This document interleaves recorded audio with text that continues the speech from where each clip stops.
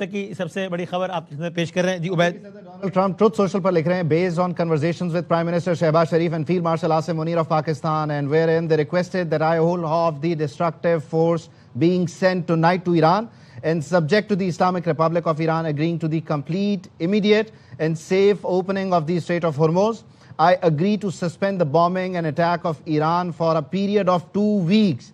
This will be a double-sided ceasefire. दो तरफा ceasefire 2 हफ्ते के लिए अमेरिकी सदर डोनाल्ड ट्रंप ने अनाउंस कर दिया है. The reason for doing so is that we have already met and exceeded all military objectives and are very far along with a definitive agreement concerning long-term peace with Iran and peace in the Middle East. We received a 10-point proposal from Iran. हमने Iran से एक 10 निकाती जो proposal है वो receive किया है and believe it is a workable basis on which to negotiate. यानी ये 10 निकात बातचीत के लायक हैं और इस पर बातचीत हो सकती है.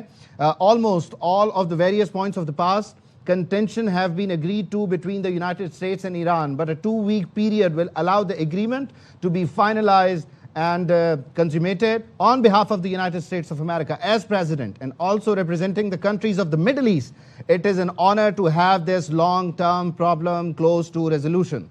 Thank you for your attention to this matter, President Donald J. Trump. तो यानी कि अपने लिए भी बात की, मिडल ईस्ट के ममालिक के बिहाफ पर भी बात कर रहे हैं, 2 हफ्ते की जंगबंदी का ऐलान कर रहे हैं और यकीनी तौर पर उन्होंने अपनी इस ट्रुथ सोशल की जो पोस्ट है उसमें वजीर आजम शहबाज शरीफ का जिक्र किया. न सिर्फ वजीर आजम शहबाज शरीफ का जिक्र किया, फील्ड मार्शल सैयद आसिम मुनीर की कोशिशों का जिक्र किया. ये उनकी पोस्ट आप अपनी टेलीविजन स्क्रीन पर देख सकते हैं जो ये बता रही है कि ईरान के 10 निकाती एजेंडे पर उन्होंने गौर किया और उन्होंने ये भी कहा कि बुनियादी तौर पर ये जो 10 निकात हैं ये बातचीत के लायक हैं. हम चाहते हैं कि हमारे जो अहदाफ हम हासिल कर चुके हैं, मिलिट्री अहदाफ, उस पर हम मुतमईन भी हैं. वहीं साथ ही साथ इस 2 हफ्ते की डेडलाइन में उन 10 निकात पर हम बात करते हुए मामले को फर्दर आगे ले जा सकते हैं. तो ये पाकिस्तान की एक बहुत बड़ी कामयाबी है और वो जो 5 बजे की पाकिस्तानी टाइम और 8 बजे की ईस्टर्न टाइम की डेडलाइन थी उससे पहले, बहुत पहले, तकरीबन 1 घंटा और 23 मिनट पहले पाकिस्तान इस जंग को रोकने में इसके पहले फेज में कामयाब हो गया. बदामी साहब, सो अब तक की हालिया तारीख ये पाकिस्तान के जाविये से ये सबसे बड़ी खबर है. ऐसा हालिया तारीख में, बल्कि मुमकिन तौर पर तारीख में कभी नहीं हुआ कि इतने बड़ी सतह का कोई आलमी तनाज़ा हो और उसमें पाकिस्तान इस अंदाज से मरकज़ निगाह हो और गोया वो जंग जो कितने दिनों से जारी है वो बिल्कुल अपने अगले बर्बरियत के अगले मरहले पर जाने से कुछ देर पहले रुकी हो और अमेरिका ने रोकी हो और रुकने की वजह पाकिस्तान हो, अमन की बुनियाद पड़ी हो और उसकी वजह इस्लामाबाद में उसकी बुनियाद पड़ी हो.